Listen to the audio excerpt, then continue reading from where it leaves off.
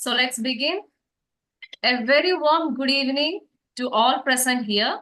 I'm Alina Isaac, Research Fellow in Antimicrobial Stewardship from Amala Institute of Medical Science, Thrissur.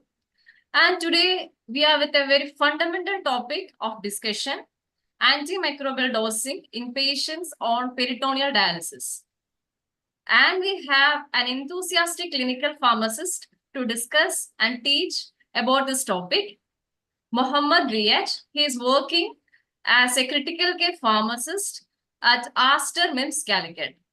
I still remember him presenting at the first ID Congress that was held at Believers Medical College. And he presented a wonderful work on colistin dosing comparison. And he have also won Best Poster Award in International Conference of Clinical Pharmacy, which was held at Abu Dhabi. So it's my privilege to welcome him for this talk. And before we begin, I request all the participants to kindly note these points.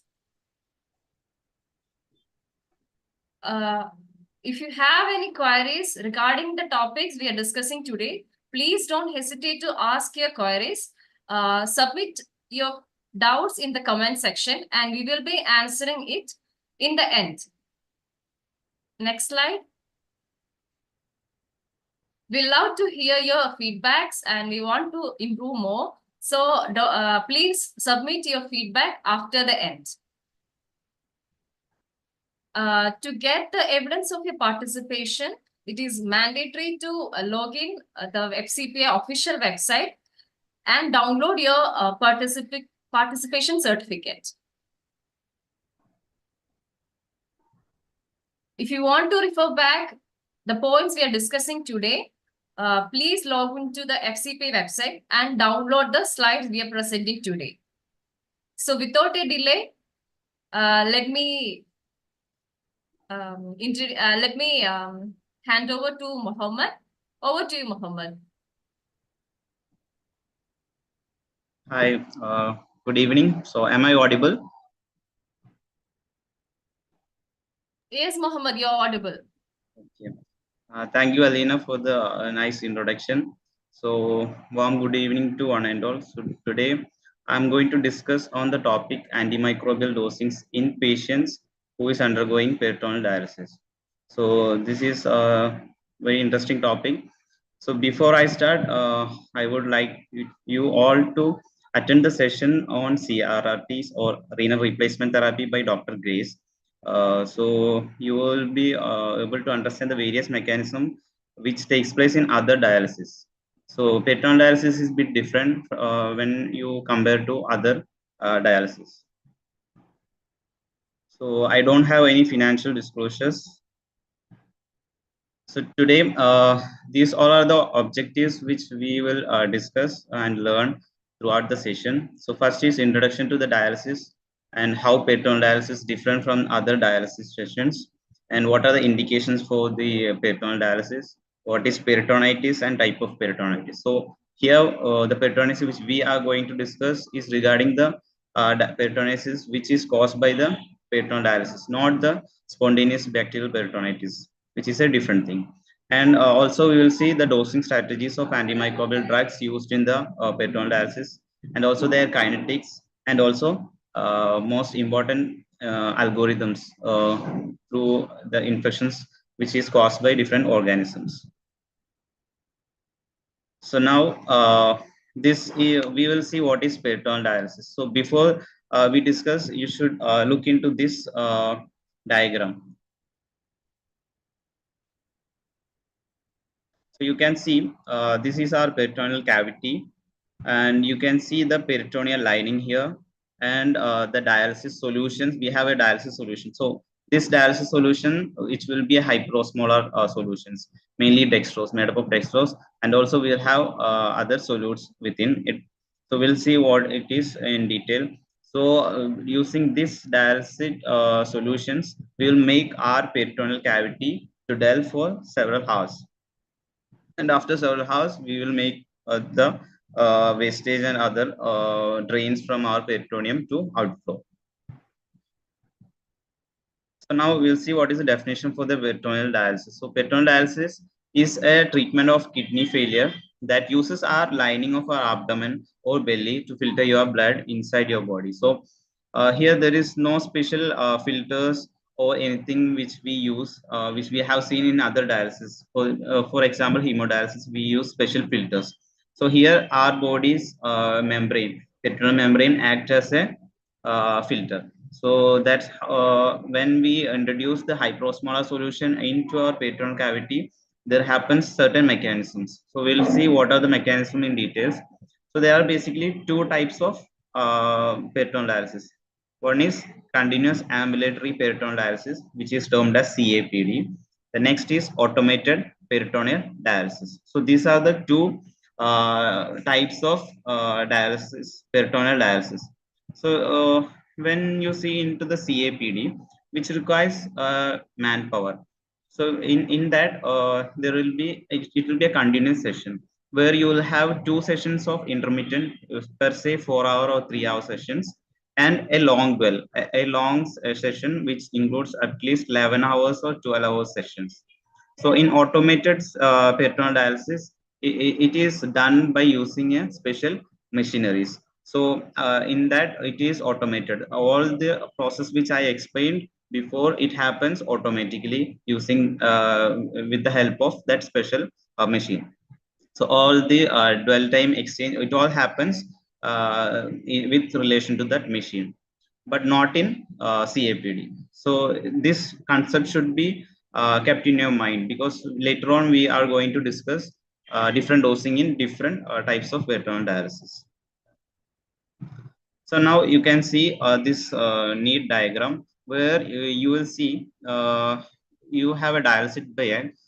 So in this dialysate bag, you use what? The hyperosmolar solutions, mainly dextrose containing solutions. And we initially makes this peritoneal drain into the peritoneal space, dialysate drain into the peritoneal space. So after draining the dialysate solution into your peritoneal cavity, we will make it for we will make it dull for several hours. Maybe per se it will be 4 hours or 11 hours. It depends on the order from your physicians. So once you are subjected your dialysate solution into the peritoneal cavity, after several hours, you can see the waste products along with the dialysate solution. We will make it drain out of the peritoneal cavity.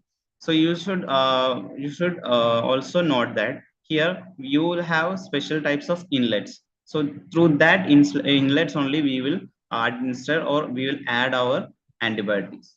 Okay. So here at initial phase uh, we will administer our antibiotic into the dialysate solution. So how we will administer the dialysis the drug is through the special inlets. So we will inject the drug into these solutions. So then along with the peritoneal filling the peritoneum, we will fill the drugs also at initial phase, and then we will delve for 12 hours, and then after that we will drain it out. So keep this in your mind. So now I'll play a video so that you can understand what happens exactly in the dialysis, how it filters our waste metabolites from our body into the peritoneum. Solution is allowed to flow through the catheter into the abdomen and dwell for several hours. The dialysate usually consists of electrolytes, buffers such as lactate or bicarbonate, and a high percentage of dextrose to ensure hyperosmolarity. Solute and waste product clearance such as urea and creatinine occurs by diffusion from plasma to dialysate along a concentration gradient, whereas ultrafiltration and removal of fluid occurs due to osmosis, driving fluid from the peritoneal capillaries to the hyperosmolar peritoneal cavity. So as you've seen, first when we introduce our dialysate solution into the peritoneal cavity, there happens two mechanisms basically. One is osmosis, where the UF is carried out. So that's how our waters are removed from the body into the peritoneal cavity through osmosis. And other waste metabolites like creatine and urea, those are exchanged in terms of the concentration gradient. So these are the two concepts which you should understand. So these two mechanisms are basically involved. So first we will allow our dialysate fluid, hyperosmolar dialysate fluid in the peritoneal cavity, and these, with help of these two mechanisms, this is our peritoneal membrane. So diffusion and concentration gradient, depending on these two factors, the exchange takes place. So this is the dialysate fluid which we introduce into our abdomen. So this is the cavity, and this is the plasma from your body, so which drains into this session. So now we'll see what is the mechanisms of the drug which you administer into the peritoneal cavity. What happens to those drugs? How it get diffused into your plasma? How what are the mechanisms? So intraperitoneal applied drugs forms are supposed to be in the peritoneum for several time in the cavity, and after from there from the cavity it should diffuse into the plasma. So how it gets into the plasma is through diffusion into the surrounding tissues. Through what? Through capillaries, blood, or lymph. So this is what happens once you administer your drug in the peritoneal cavity with the dialysate. Okay, so now you have to make your drug dwell for several hours. So if you are not allowing your drug to dwell for a certain amount of time, it's completely waste, because it won't get diffused into the plasma. So three factors which usually helps in your drug diffusion, mainly the surface area of the peritoneal cavity, and along with that the diffusion, how the drug get diffused, and also the most important thing is the protein binding. So which will see how protein binding affects the drug diffusion into the plasma. So now, before we enter into further sessions, this is the key concept you should always have in the mind. So exchange, what is an exchange? So the exchange consists of three steps, that is fill, dwell time, and drain. So these three process should you should understand these three concepts. So what are the three concepts? The fill, the dwell time, and the drain. The fill is nothing but the solutes which you introduce into the dialysis which you introduce into the peritoneal cavity. What is dwell time? So dwell time is during peritoneal dialysis, the cleaning fluid, dialysis flows into the abdomen. It stays there for a certain period of time. So which we commonly term it as dwell time. So it depends. It can be either 4 hours or 6 hours or 11 hours. So depending on the session, it differs. Okay. So then what is drain? Drain is nothing but the last process. After the dwell, we will drain the abdominal cavity into the bag. So that is the last process. So these concepts should be clear in your mind.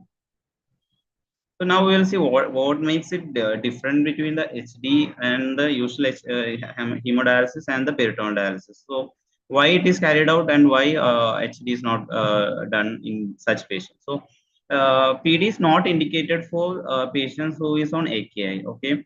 So when you compare with HD needs a hospital admission. So in patients who is undergoing peritoneal dialysis, there is no need for hospital stay other than those patients who we introduce or we make them familiar with the peritoneal dialysis. For that session only, you need him to be in the hospital, and after that he can himself carry out the peritoneal dialysis. So in HD, what happens? Blood is filtered outside your body by using special filters, as we all are familiar with. But in PD, your body itself acts as a what filter. So as we see in the mechanisms, how our peritoneal membrane acts as a filter here, same. So this is the concept. Then as we said, there is no need for hospital stay, and usually HD is carried out twice weekly, in most cases. But in PD, there is we need to do it on daily basis.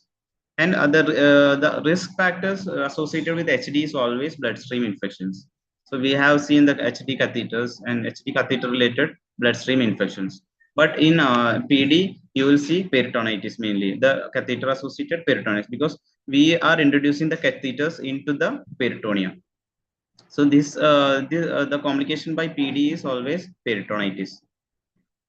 Now we'll see, this is the little advantages of the peritoneal dialysis. It removes general fluids generally, and there is low risk for metabolic imbalances compared to the HT, and this can be initiated fastly. And also from a patient can initiate a PD at his home itself. And always remember, a PD is not indicated for patients who is on AKI. Now we'll see what is peritonitis. Again, I'm again reminding you that it is not SBP. SBP is spontaneous bacterial peritonitis.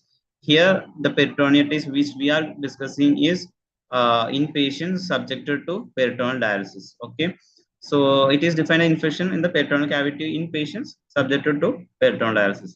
And what are the etiologies? Indwelling catheters, contaminations of PD system, invasive procedures. So all these are the common causes of peritonitis in PD patients.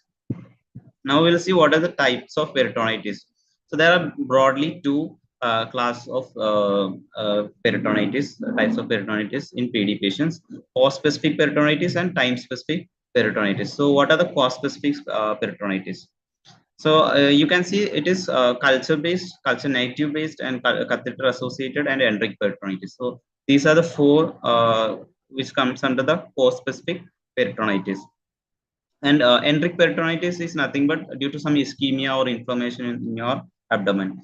And the next thing is time-specific peritonitis, which we see most commonly: pre-PD peritonitis, PD-related peritonitis, and PD catheter insertion related. So what are the difference among these three?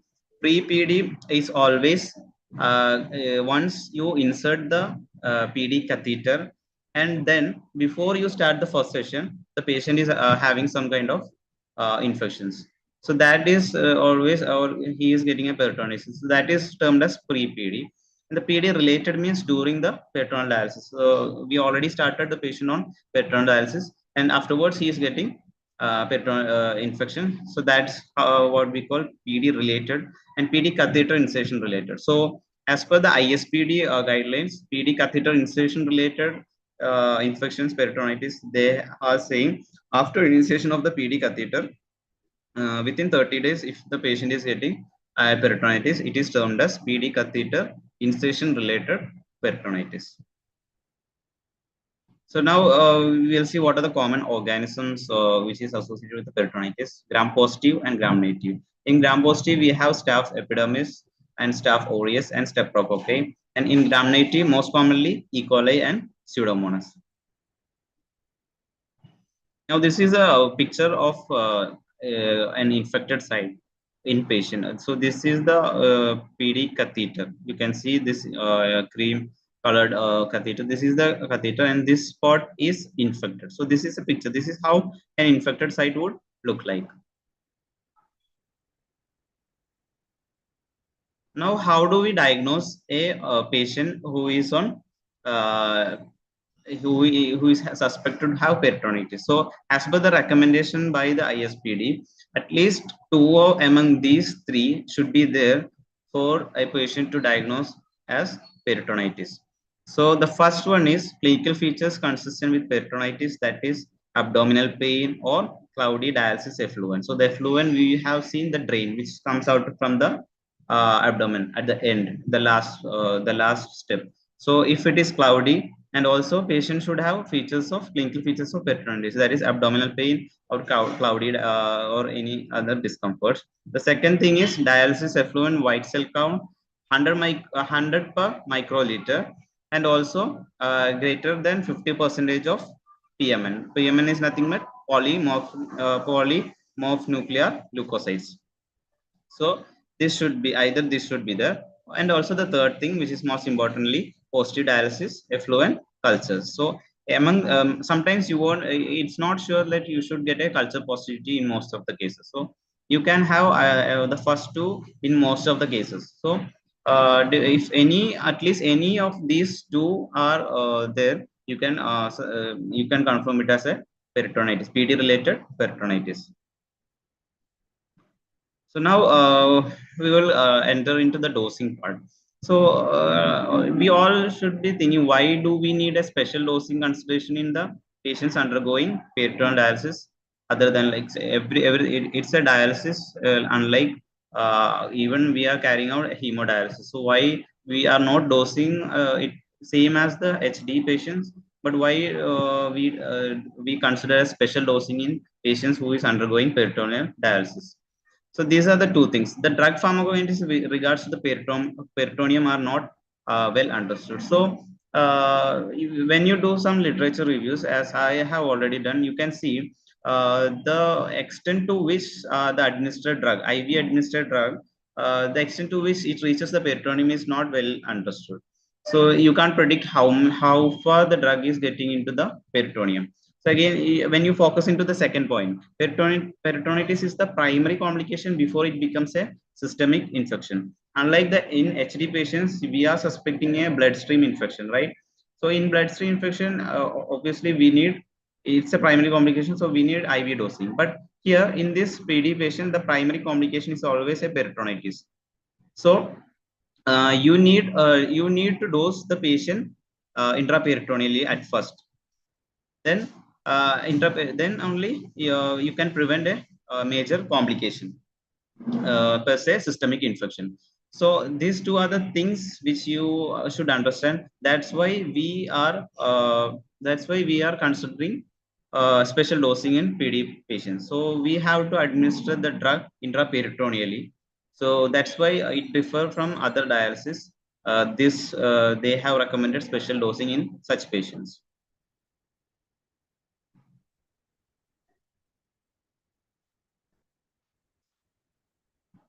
So now we'll see more about the pharmacokinetic aspects on the drugs which which we are administering in intraperitoneally. So you can see there is so vast knowledge of pharmacokinetics. So I have pointed out some of the key points among them for your better understanding. So the first thing is most of the available dosing recommendations are not based on the pharmacokinetic studies. So as I already mentioned you, it is very difficult to understand how far the drug gets into the peritoneum. So that's why most of the recommendations are not based on the pharmacokinetic studies, unlike a drug which is administered as IV. So the second thing is most studies on IP dosing are done on patients undergoing CAPD, not on APD. So CAPD is continuous ambulatory peritoneal dialysis, and APD is automated peritoneal dialysis. So in CAPD, it requires a 24-hour session. So 24-hour session in the sense 3-hour, 4-hour, and 11-hour sessions, which will be which comprises of a CAPD. But APD, it happens automated by using a machinery. So most studies, most IP dosing, intraperitoneal dosing of antimicrobials are based on the CAPD, not on APD. So treatment failure was higher for patients with greater than residual kidney functions defined as urinary creatinine clearance more than 5 ml per minute. So yes, you should understand the concept of residual kidney function. So residual kidney function is the leftover or the what is sustained kidney function of your patient who is on dialysis. What is reserve? What is leftover? What function is left over by your kidney? So if you are making your patient if you're making your patient on dialysis and it's still his kidney is working till to some extent, so if they have defined it as still kidney function more than 5 ml per minute, so in those patients the treatment failure was higher. And also the better clearance of antibiotic might lead to lower concentration of antibiotics, hence reduced time above MIC. So this you can see, this is the mostly non-concept actually. You should allow maximum concentration in your plasma to above the MIC. So this is what we target. So everything depends on the MIC. So we target our drug to be above the MIC always. So if you are not giving if you are not giving enough time for your antibiotic to be in the plasma, there is high chance for drug failure or treatment failure. So next point is based on RCTs, a 25% increase in loading dose and maintenance dose of cefepime, cefazolin, and ceftazidime when PD patients have residual urine volume. So if your patient is having residual volume, residual volume urine volumes, you can increase up to 25% increase can be done for these antibiotics, cefepime, cefazolin, and ceftazidime.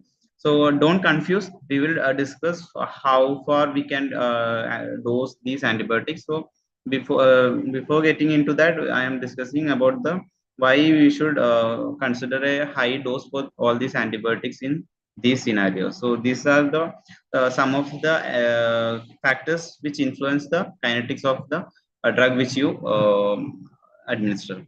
So the next is treatment success if is better if you give vancomycin. When you comes to the vancomycin, if your peritonitis is indicated with vancomycin, you should always choose IP vancomycin rather than an IV vancomycin, because based on RCTs, it shows better treatment success with IP vancomycin dosing rather than an IV dosing. But optimal dosing of IP vancomycin is still unknown. So this is the disparities in when it comes to the pharmacokinetics of intraperitoneally administered drugs. And several other observational studies did not show correlation between trough levels and cure rates of peritonitis. So this is one important thing, that if you are administering your drug as vancomycin as intraperitoneally, and if you look into the trough levels, so you can't predict the cure related to cure rates in the peritonitis patients. So when we administer vancomycin as IV, we always look into the trough levels and all. But here it is kind of contradictory. You can't predict how far the drug is getting into the peritoneum. And also next is aminoglycosides. So aminoglycosides, they have recommended as a better drug in the case of peritonitis because of its unique characteristics. What is its unique characteristics?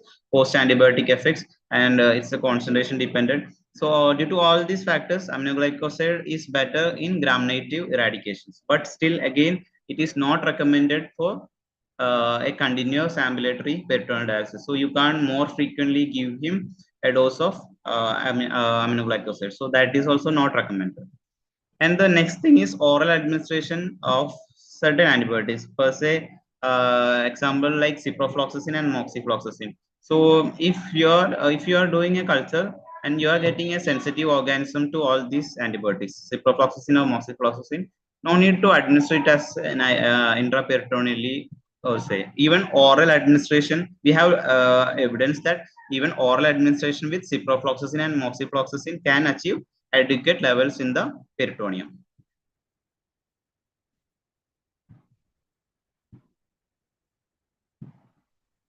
So now, why do we require a special consideration for patients undergoing APD? So we have seen all those studies are mostly based on CAPD patients. So it is recommended extrapolation of antibiotic dosing from CAPD to APD is not recommended. So you can't if you're later you will see there is certain dosing recommendations. You can't extrapolate those dosing recommendations to patients who is undergoing APD, that is automated peritoneal dialysis. And also patients on APD may have greater peritoneal antibiotic clearance, because it's quite complicated that APD happens in APD patients, automated peritoneal dialysis patients. There happens more number of exchanges during a period of time. So that's why they have mentioned it happens like more number of antibiotic clearance, more chance for antibiotic clearance happens in APD patients. So if there is an indication for vancomycin, you should at least dwell it for 4 to 6 hours in patient who is undergoing APD. And for short dwells, you can use cefazolin or ceftazidime depending on the culture sensitivity. Then the next thing is high chance for underdosing, especially for antibiotics with time-dependent killing. So why in APD, as I mentioned, there is high chance for exchanges. There is increased number of exchanges. So if you are giving an antibiotic as, for example, time-dependent killing antibiotic, there is high chance for underdosing. So you should consider all these factors. So I know this will be kind of complicated, but you should always remember the three concepts when you give intraperitoneally. First thing is why whether your drug is protein bounded. How much how much your drug is protein bounded. That is a very important concept, because we'll see what with an example. And the next thing is the period, how worsen or how bad your patient is having this complication, how bad is the infection. So with infections, the peritoneal membrane, it helps more in the diffusion. So that is also one thing, and also the surface area. So these things should be there in your mind. So now we'll see what is the why protein binding of the drug is important in peritoneal dialysis patient or with peritonitis. So in the case of CAPD related peritonitis, when an antibiotic that binds strongly to the protein is intravenously injected, the drug concentration into the peritoneal dialysis is low. Why? Because unbound drug can be transported to the peritoneal dialysis. Only the unbound drugs can be transferred from the plasma into the peritoneal cavity. So this is the one core concept. Like if your, for example, if your drug is teicoplanin, as we all know, teicoplanin is 99% protein bounded. So if you administer teicoplanin as IV, you don't expect it to be in the peritoneum because of the highly protein bound nature of the particular drug. So that's why we always go we always go intraperitoneal administration of the drug teicoplanin. So now we'll see with an example. So this is a good article which came in the 2023 in the Clinical Microbiology and Infection. They compared the plasma and intraperitoneal pharmacokinetics of ceftazidime avibactam in peritoneal dialysis patients. So as we all know, it will be a challenging always to in the hospital settings to treat a CRE organism. So what are the evidence on ceftazidime avibactam? We'll see what they have found.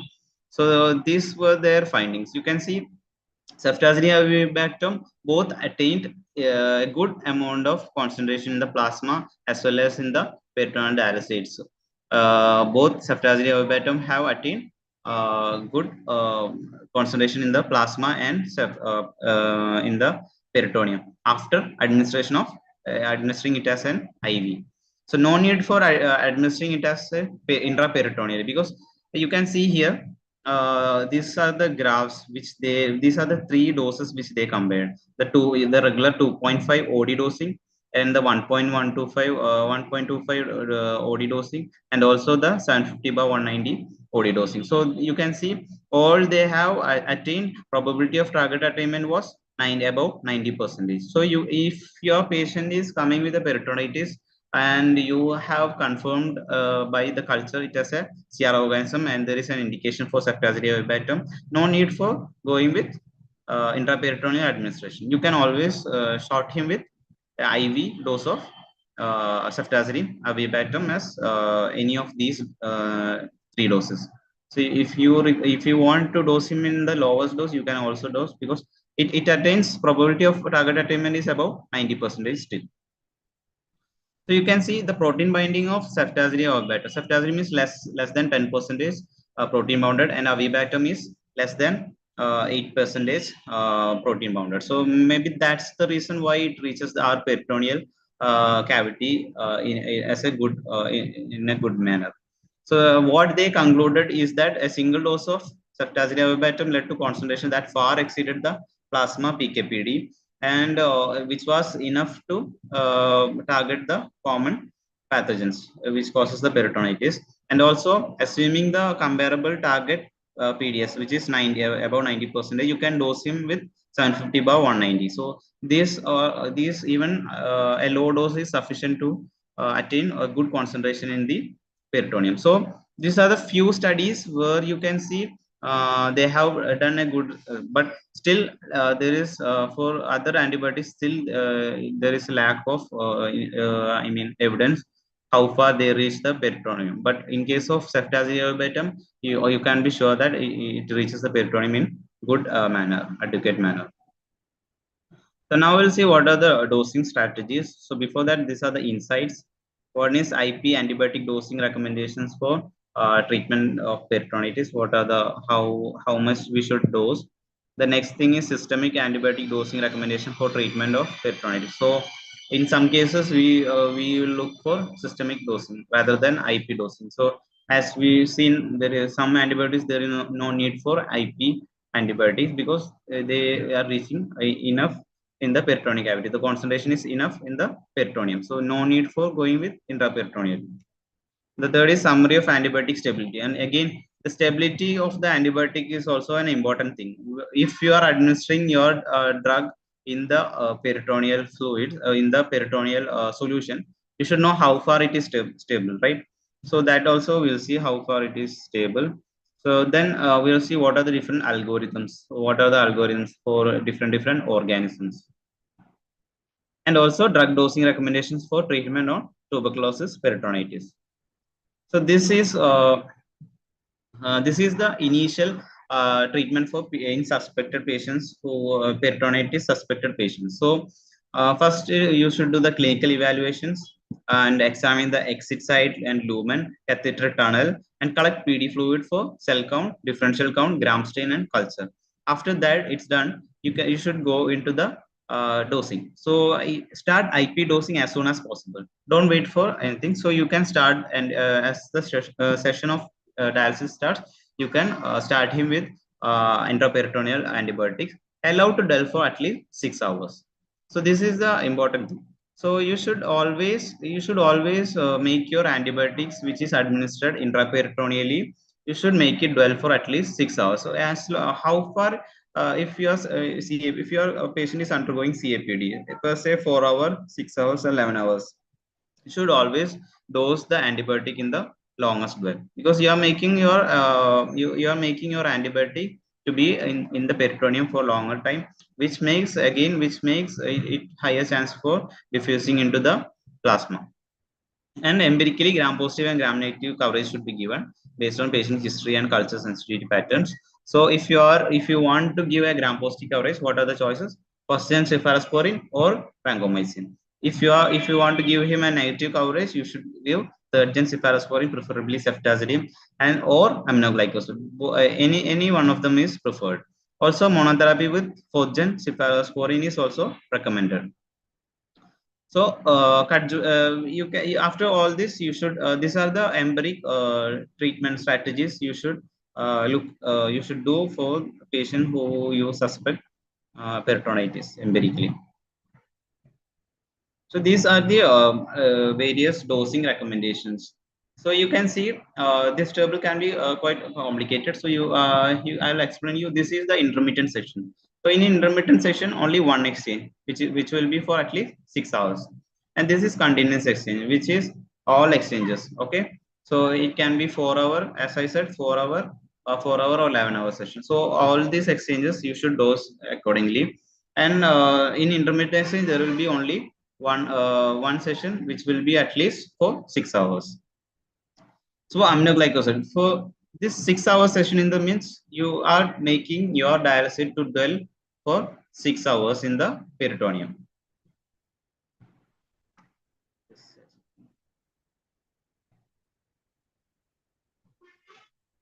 So first we will see aminoglycoside. So aminoglycoside is not recommended in the continuous exchanges because as per the guidelines, it is not advised to dose your aminoglycoside more often. So you can't in continuous exchange if you should give him antibiotics in the 4 hour session and also in the next session and also in the long as well.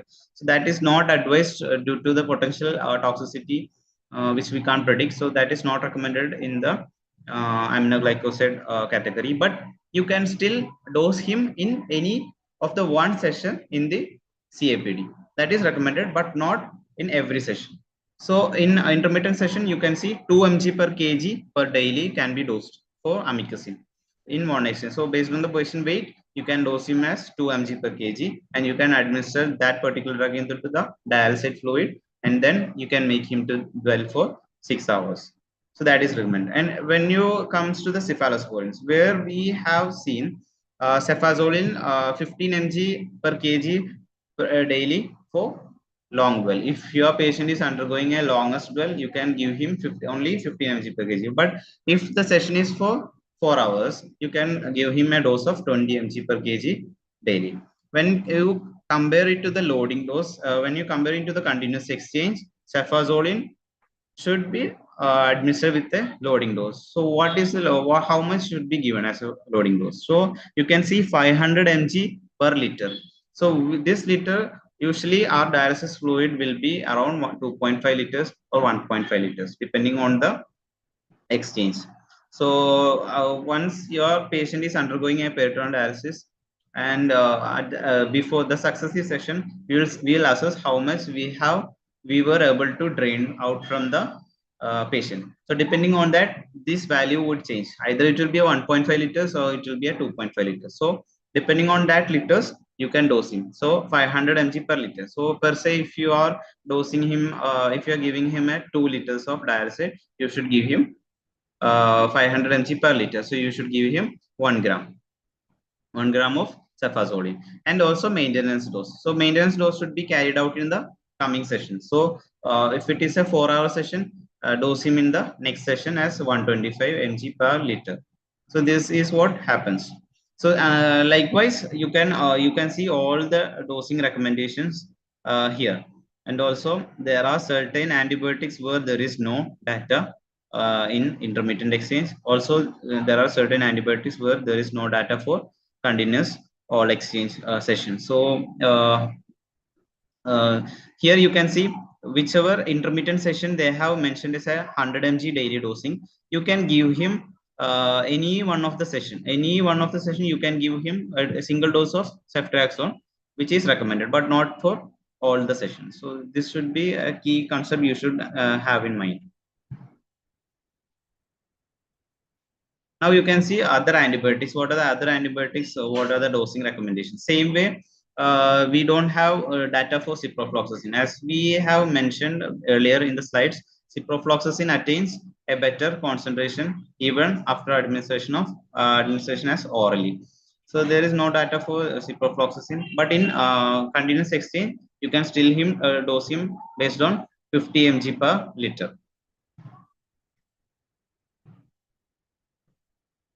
And also you should see the dosing of meropenem. So meropenem 500 mg daily for longest del in automated peritoneal dialysis patient. But if your patient is undergoing CAPD, continuous ambulatory peritoneal dialysis, you should give him 1000 mg daily.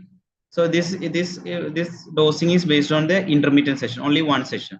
If your patient is undergoing all exchanges, if you want to dose him in all exchanges, this should be the dosing 125 mg per liter. And also you should see teicoplanin. Teicoplanin is dosed at a dose of 15 mg per kg every 5 days. But in if you want to dose him in every exchange, you should give him 400 mg per bag and maintenance dose of 20 mg per liter. So this thing you should consider that loading dose is given in one session, and coming after the successive sessions, you should give him the maintenance dose. Okay. So for antifungals, these are the preferred thing. Actually, as per the guidelines, they have recommended oral route rather than going with an IP dosing of antifungals. So you can see these are the some of the terminologies where in this table they have mentioned. So wherever you can see which we already mentioned, a 25% increase may be required in patients with residual kidney function. So those were the antibiotics which they have mentioned here, especially for cefazolins, and cefazolin you can see here you can increase up to 24% of the advised dose. So now we'll see what are the systemic antibiotic dosings. So now you see this systemic antibiotic dosings of whichever antibiotics which we administer as intraperitoneal, they are not in this list. Okay, so you can see levofloxacin at a dose of oral of 250 mg or 500 mg every 48 hourly still attains a good peritoneal concentration. So all these drugs which are administered as oral or IV still attains a better concentration in the peritoneum. No need for going with an extra intraperitoneal dosing. So all these drugs have a good amount of peritoneal concentration attainment target attainment probability. So no need for considering a special dosing in these cases. Okay.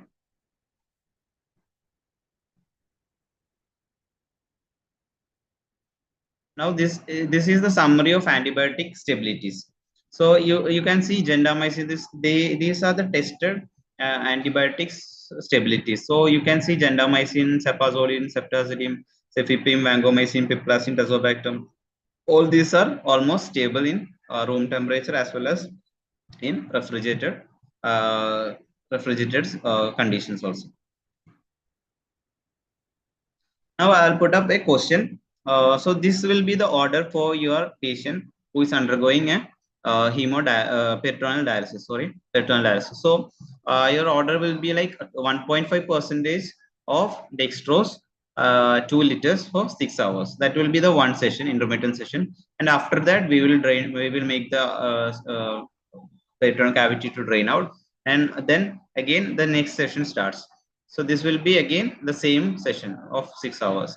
And then at the night, you will give him a 2.5 percentage of dextrose, so 2 liters for 11 hours. So in this session, where you will give him, in which session you will administer ceftazidime. Okay.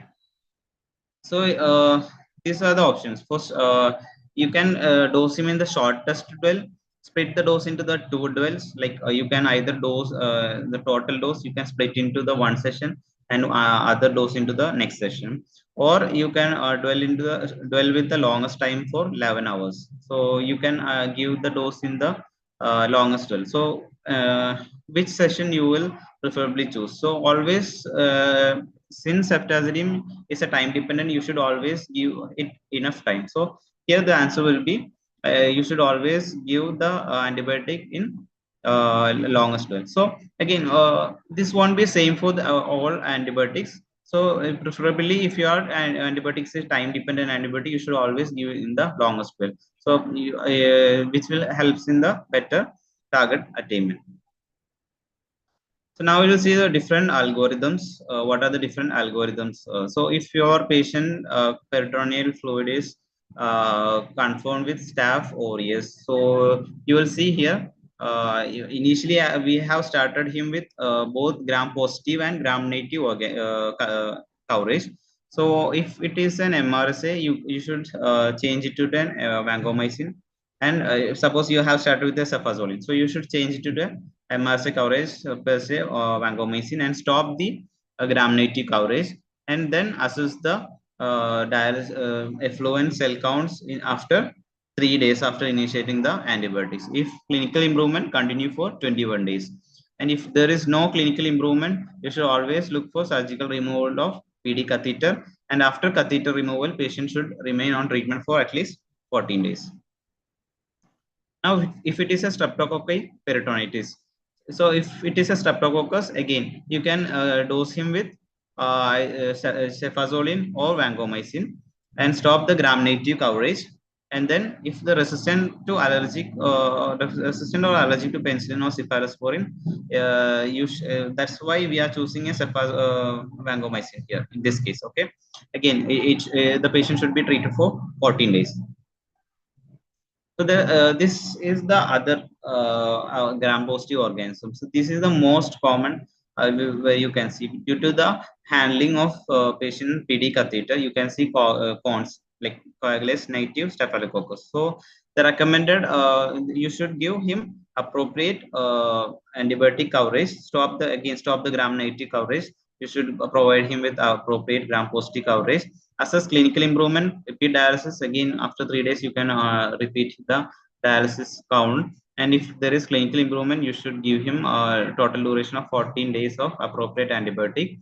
And if there is no improvement, again remove the PD catheter.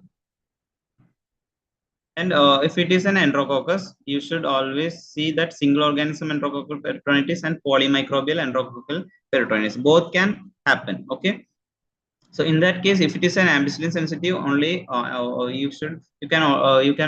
is no, only need for an oral amoxicillin. But if it is ampicillin resistant and vancomycin sensitive, go for vancomycin, IP vancomycin. And if it is a VRE, go for linezolid or IP daptomycin. How long? 21 days. So this can be done. This can be seen in the hospital setup, where you can suspect these organisms, non-fermenting organisms, Pseudomonas, Acinetobacter, and Stenotrophomonas. Okay. So again, these can be for Pseudomonas give two effective antibiotics with different mechanisms. So that is recommended. You should give him at least two. That is IP, ceftazidime or cefepime plus IP and aminoglycoside or fluoroquinolone. So both should be given.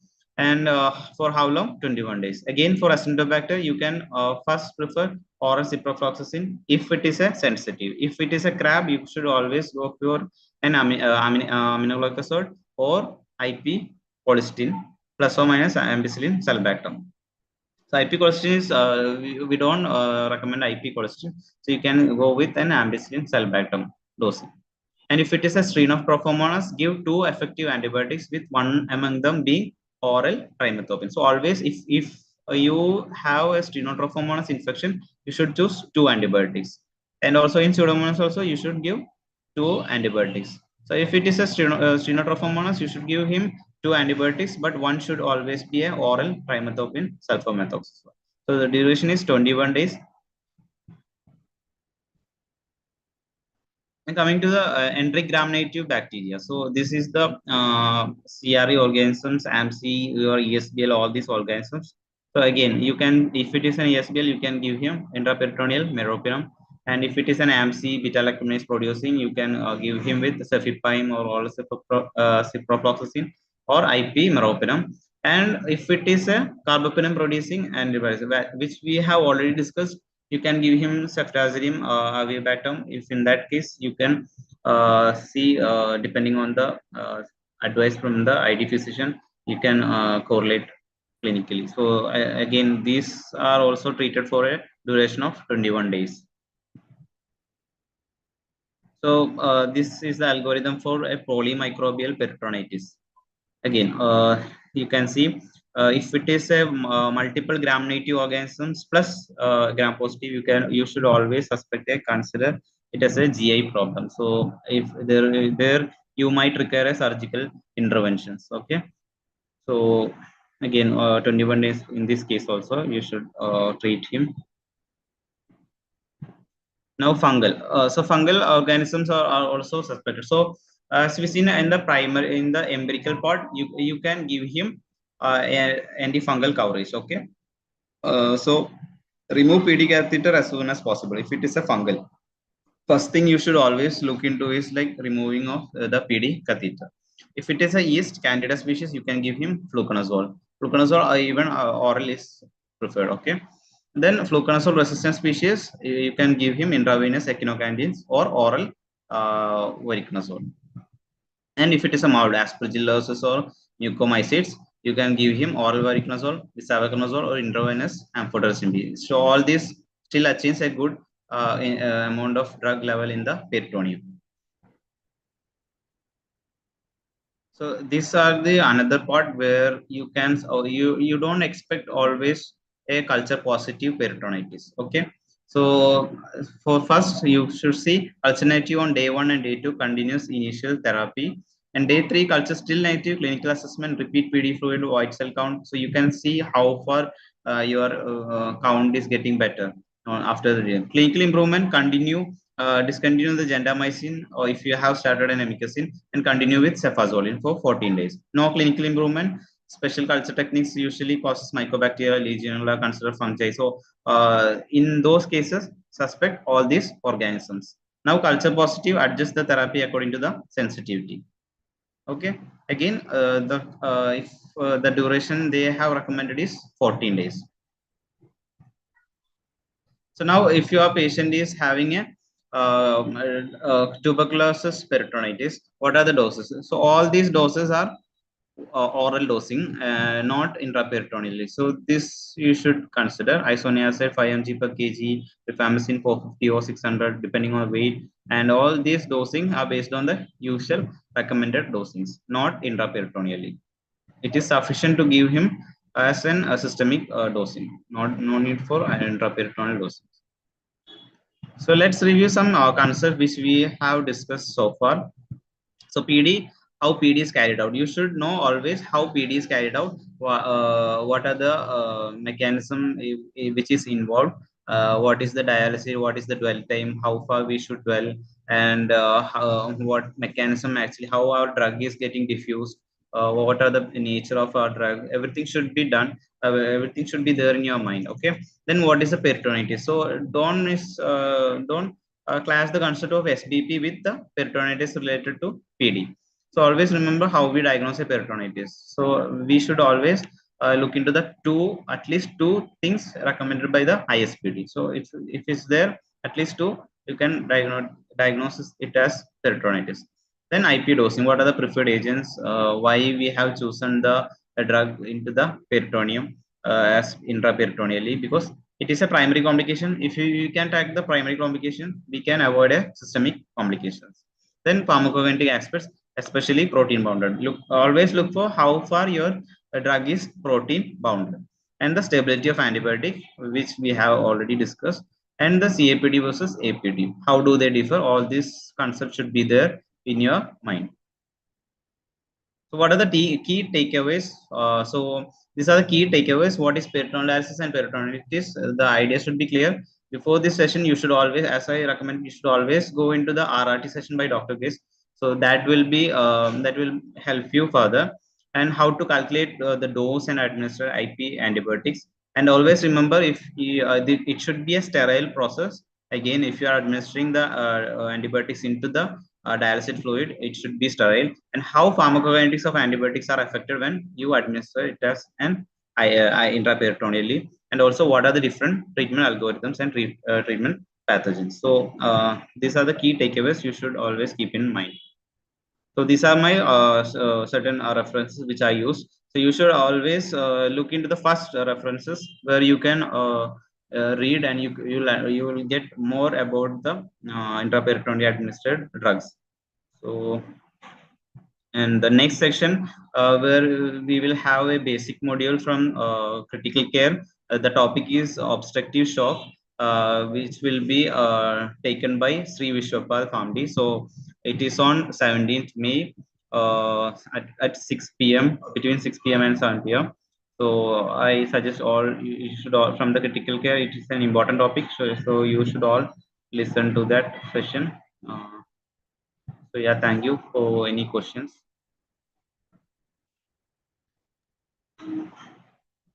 Hello, Dr. Mohammed. Yeah, I can hear. You discussed all the critical points related to antimicrobial dosing in PD patients very comprehensively.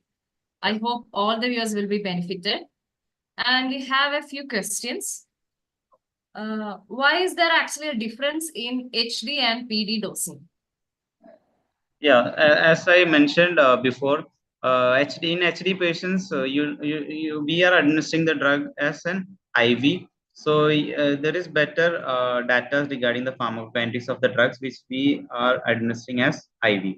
So you know how extent your kidney or your renal function is in patients who is undergoing HD. So it mostly we are treating a systemic infection. But in terms of peritoneal in PD patients who is having peritoneal dialysis, you want your drug to be in the peritoneum, because we want to tackle that first. So consider it as a two compartment. So you are administering your drug into the peritoneum. So that is the first compartment, and then it is getting uh, into the systemic. So once your drug is diffused into the systemic area, it should follow the usual pharmacokinetics. But before it, you should know, in peritoneal dialysis patient, we want a maximum amount of drug to be in the peritoneum. So this is why we always consider special dosing in peritoneal dialysis patient rather than an HD patient.